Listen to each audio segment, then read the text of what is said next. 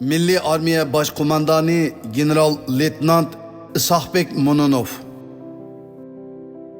Isoqbek Ulug'chat nahiyasidan bo'lib 1902-yili 11-oyning 20-kuni Holliq qirg'iz chorvachi Mo'min hoji oilasida dunyoga kelgan. Uning asli ismi Saqmoq edi. Saqmoq dadasining tashabbusi bilan diniy maktabdagi otishliq Abdukerim xalpitimda Xo'ja Hofizgacha din o'qigan. Shuningdan keyin xalq uni Molla Isoq deb atashgan edi. Molla Isoq kichkidan sho'x, tetik, zerek, ko'rgan narsaning sirini bilishga qiziqadigan, axloqliq, mijozi, so'z harakati yiqimliq, ko'p anglab oz so'zlashni o'ziga odat qilib o'sgan edi. Molla Isoqning dadasi Mo'min hoji ilg'or taraqqiyparvar kishi edi. U Molla Isoqqa tijorat yo'llarini o'g'itish uchun uni simxonada saroy va do'kon ochib tijorat qilayotgan Imin Xamchi, Niyozaxun, To'xtaxun Qashqari qatorliq Uyg'ur savdogarlarga qo'shib qo'ydi. Molla Isoq tijorat yo'lini nihoyat tez o'rganib olib, uzoq o'tmay butun Ulug'chat tog'laridagi xalqni turmush buyumlari bilan ta'minlaydi. Shu jarayonda u kishilarning xatchak, so'g'i salomlarini xolis yetkazib berdi va borganli yerda ommaning olqishi, hurmatiga ega bo'lib, xalq ichida nom chiqarishga boshlaydi. 1928-yili 7-iyul kuni Manchin Qalduqi Yangzingshin o'ltirilib, Jinshurin taxtga chiqibla harbiy va ma'muriy organlarni yengilab, Ulug'chat nahiyasini yerim hokimlik qilib belgilaydi. Chunki shu chaqda Ulug'chatda 2000 oilalik aholi bor edi. Ulug'chat nahiyasi simxonadagi 40 dan ortiq qirg'iz oilasini bir beglik qilib, bu beglikka Molla Isoqni beg qilib saylaydi. Shuningdan keyin xalq Molla Isoqni Isoqbek deb atashadi. 1933-yili 3-oyning oxirlari Osman ili qismlari Qashqarni to'liq ozod qilgandan keyin Isoqbek uning qo'l ostidagi bir atrat boshlig'i bo'ladi. 1933-yili 4-oyning 8-kuni sharq tarafdagi Janubiy Uyg'ur viloyatlarini butunlay ozod qilgan Temur Eli Pasha qo'shini Qashqarga yetib kelganda Isoqbekning odami 200 ga yetib mustaqil bir polik bo'lib o'zgartib tashkil qilinadi va birinchi polik deb ataladi. Isoqbek shuningdan keyin yana nom chiqardi. Butun yerlik xalqlar uni himoya qiladi. Lekin 1934-yili 4-oyga kelganda butun Qashqar Tungan banditlarining qo'liga tushib ketdi. Bu chaqda Qashqardan Ulug'chat tarafga chekingan Xo'ja Niyoz hoji simxonada dal mushu Isoqbekning yordamida Sovet ittifoqi bilan suhbatlashib, Shingsay bilan ittifoq tuzishga qo'shilgan edi. Shingsay 1937-yili 4-oydagi Mahmud Mo'yiti voqeasini bahona qilib, Isoqbekning barcha qurolliq qismini tarqitib etib, Ulug'chat nahiyasiga hokim qilib belgilaydi. Isoqbek qismdan ayrilib hokim bo'lgandan keyin birinchidan xalq ustidagi eg'ir olvon yasoqni yengillatdi. O'rinsiz olvonlarni butunlay amaldan qoldirdi. Boj to'lamlarni nuqtaliq azaytdi. Ikkinchidan Ulug'chat nahiyasidagi chorvachi dehqonlarning turmushini ko'zdan kechirib, butun kambag'allarni qutqizish, uy makonlashtirish, teriqchilikni tugutish qatorliq ishlarni planlaydi. Ko'plagan uylarni silib, yerlik qirg'izlar tarixida tunji bo'lib fanniy maktab ochdi. 1940-yilning oxirida Shingsay Isoqbekni Qozoq-Qirg'iz uyushmasiga rais qilish bahonasi bilan Urumchiga chaqirtib nazarband qilib olgan. 1941-yili Isoqbekni 1941-yili ilidagi Qirg'iz va Qozoq uyushma rais qilib yo'llab, jiddiy vaziyatni pasaytishni orzu qilgan.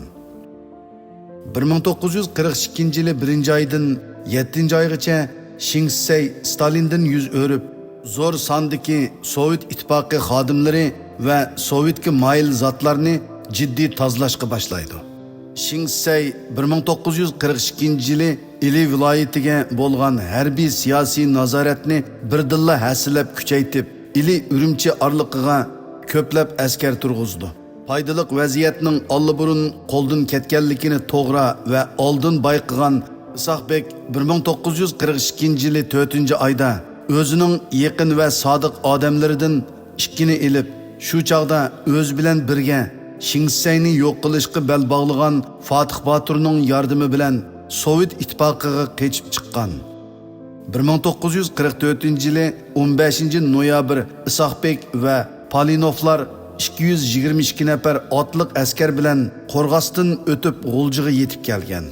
Mazkur otliq qo'shin necha yillik amaliy mashqlantirishdan o'tgan jangovar qo'shin bo'lg'achqa Harambog' aerodrom va butxonadagi qoldiq dushmanlarni yo'qotishda muhim rol o'ynagan. 1945-yili 1-fevralda bir butun G'ulji shahri to'liq ozod qilinib, shu yili 8-aprel milliy armiya qurilgandan keyin Isoqbek tashkillagan otliq urush qismi Ili qo'mondonlik shtabining bir tutash qo'mondonligi ostida Suydung, Kangsay, Jing, Shixo va To'g'risu qatorliq joylardagi urushlarda o'z mahoratini ishga solib, Gomindan qismlarini kayni-kaynidan mag'lub qilgan. 1945-yili 1-oyda Isoqbek shimoldagi 3 viloyatni asos qilgan Sharqiy Turkiston milliy inqilobidagi Janubiy frontga mas'ul bo'lgan. Dastlabda Tekasda otliq brigada qurilib, Isoqbek brigadir bo'lgan. 1945-yili 4-oyning 8-kuni shu viloyat milliy armiyasi qurilgan chaqda Isoqbek milliy armiyaning muavin bosh qo'mondonligiga tayinlanib, general-leytenantlik harbiy unvoni berilgan.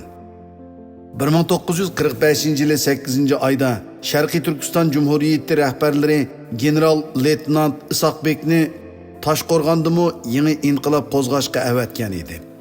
1946-yili 1-oylarga kelganda Toshqo'rg'on inqilobchilari Qashqar shahridan boshqa Qashqar viloyatining asosliq joylarini Yakan va Xotan shaharlaridan boshqa nahiya bozorlarini ozod qilib bo'lgan edi. Bu chaqda Isoqbek hatto 1946-yil 3-oyning 20-kuni o'zi bevosita O'sh orqali Toshqo'rg'onga berib, Tag'arma, Chilgumbaz va Zarafshon daryosi bo'yida vaqtliq qo'mondonlik shtabi qurib, Toshqo'rg'on inqilobchilariga bevosita rahbarlik qilgan va qismlarni ratlab, Sharqiy Turkistonning janubiy qismidagi Tarim vodisi va Pamir etaklaridami milliy armiya qurish xizmatini ishlagan. General Isoqbek 1947-yildan 1949-yilgacha Ili, Cho'chak, Qashqar va Mo'ng'ul kuralarda qurilgan harbiy maktablarga bevosita yetakchilik qilgan. Bu jarayonda yerlik hukumat o'ziga taqsim qilgan qo'rojoyni harbiy maktabga iona qilgan.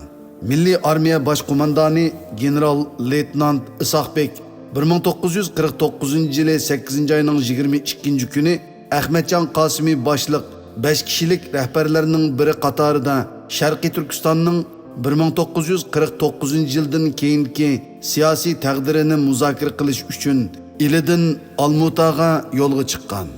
U yo'lga chiqishdan ilgari Ahmadjon Qosimiy bilan Ili daryosi bo'yida bir kecha xufiyona maslahat qilib, o'z qo'lidagi harbiy huquqni ayni chaqda butun xalqning hurmatiga erishgan.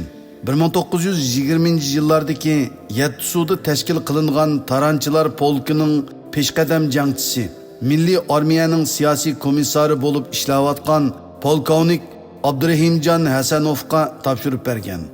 Sovet ittifoqi va Xitoy tarixiy materiallarida Ahmadjon Qosimiy va Isoqbeklar o'ltirgan maxsus aeroplanning shu yili 25-avgustda qazoga uchrab, pachoqlanib ketganligi aytilib kelmoqda.